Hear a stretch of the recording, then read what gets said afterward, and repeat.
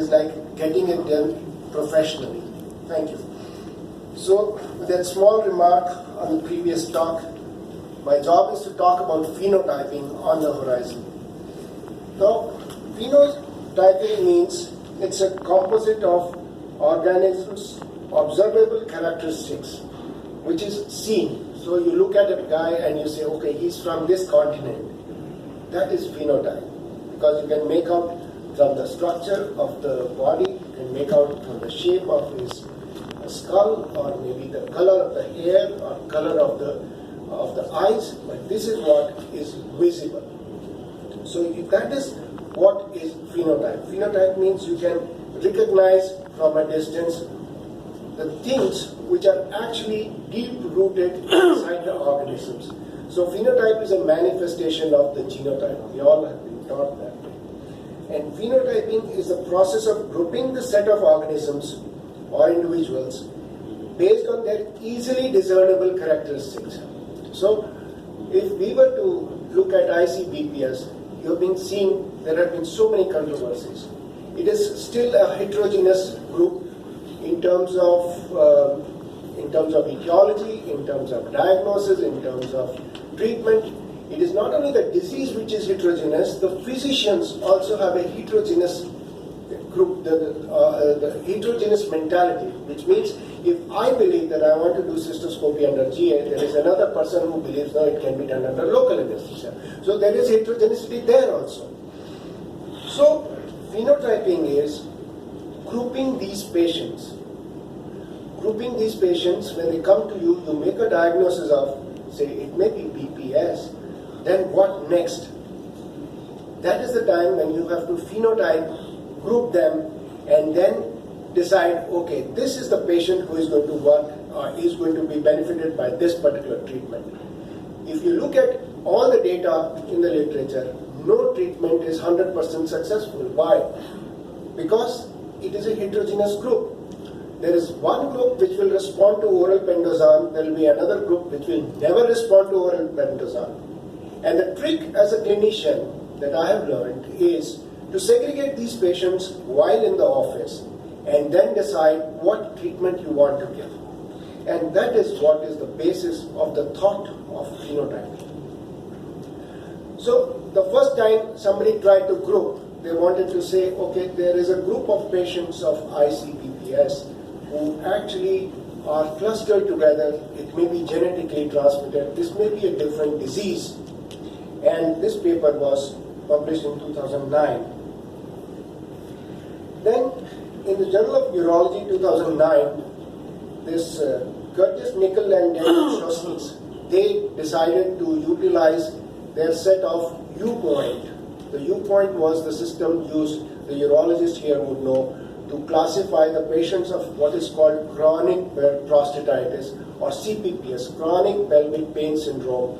And then they classified it, and they had classified it as into various domains, like the urinary, the psychological, the organ-specific, the infection, or neurological or systemic, and tenderness.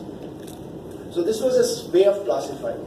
I've got a 10-minute slot. I cannot go in more detail than this, but I'm sure most of the urologists sitting here will. So what they did, Curtis Nickel and Daniel Shosky, they tried to utilize this U-point system, bring it to interstitial cystitis patients, and decide whether they could do something about it. So they were very happy with their first publication in 2009, and they said we would hypothesize that the U-point system can direct multimodal treatment and improve outcomes.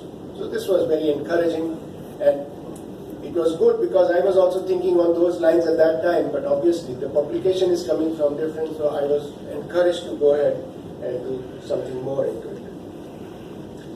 In 2013, there was another paper which came up with Daniel Shosky, and they said, yes, clinical phenotyping can be done and is being done very well. So it was progressing very well till this paper, which is 2014. And they said, okay, in 2014, what they did was they linked the U-point system to therapeutics. And once they linked it to the therapeutics, they found out that yes, it was working well. So they reported very well that. But only thing is that they said that 50% of the patients were benefited. So they were not clear. 50% benefit is still not acceptable.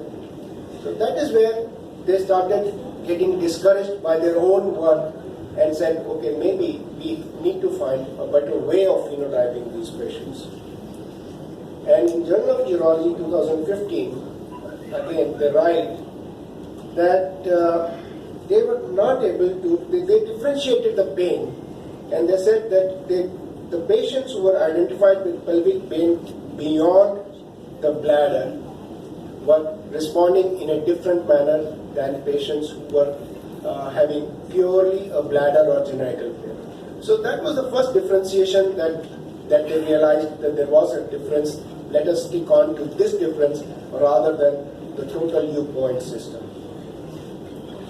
And then in 2016, the same group reported that clinical phenotyping does not differentiate Henner's lesion subtype into interstitial in the patients of interstitial cystitis, which means that they were not able to clinically differentiate or predict, okay, this patient has walked into my chamber, maybe this patient has Henner's lesion or not. So they realized that their system of viewpoint was failing there to identify whether the patient could have a Henner's lesion or not. Because as our understanding was growing, we were evolving all throughout, and we were thinking that maybe Henner's lesion is a subset of the BPS patients who will respond to a particular treatment, and their severity of symptoms and other things was entirely different. And there is a move now to classify it as a different disease altogether. Instead of a Henner's lesion or Henner's ulcer, now it's Henner's disease perhaps. That is the future, what we are thinking, what we are looking at. And then there were other researchers who were working on viewpoint, and they said there were multiple sensitivities. So they picked up a subgroup which was having history of allergies. So there were a lot of allergies. So they realized that there was a subgroup which had a history of allergies, and maybe these patients represented a different phenotype.